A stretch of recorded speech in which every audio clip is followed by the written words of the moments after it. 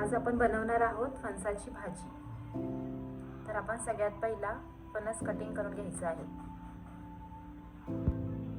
तर आपल्याला फणसाची भाजी करण्यासाठी कोवळा फणस घ्यायचा आहे। हात चिकट होतात त्याच्यामुळे आपल्याला त्याला तेल लावून घ्यायचं आहे।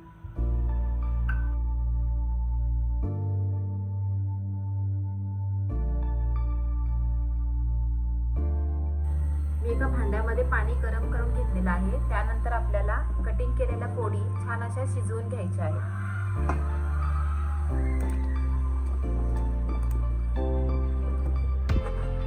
छान शिजवून घेतलेलं आहे। त्यानंतर आपल्याला फक्त मधला गर घ्यायचा आहे आणि हे साईडचं काढून टाकायचं आहे। साईडची साल काढून टाकून मधला गर घेतलेला आहे तो असं छान कुस्करून घ्यायचा आहे। चला आता आपण भाजी फोडणी घालूया। त्यासाठी लागणारं साहित्य 1 चमचा मोहरी, 1 वाटी बारीक चिरलेला कांदा, कढीपत्ता, उकडलेली मसूर, 1 चमचा तिखट, 1 चमचा हळद आणि चवीनुसार मीठ।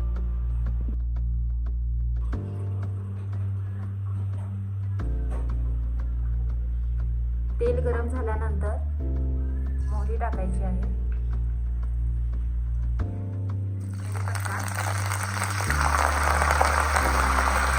त्यानंतर बारीक चिरलेला कांदा जरा छान भाजून घ्यायचा।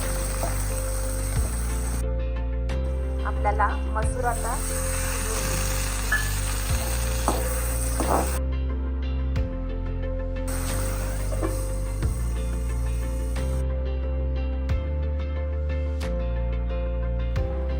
बारीक चिरलेली लसूण, चवीनुसार तिखट, 1 चमचा हळद, 1 चमचा मीठ आणि बारीक केलेला फणस।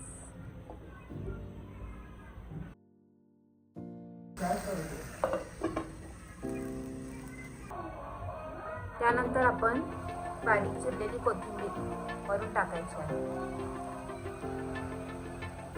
तर आता आपली तयार झालेली आहे कच्च्या फणसाची भाजी। मस्त आता गरम गरम भाकरी सोबत आपण खाऊयात।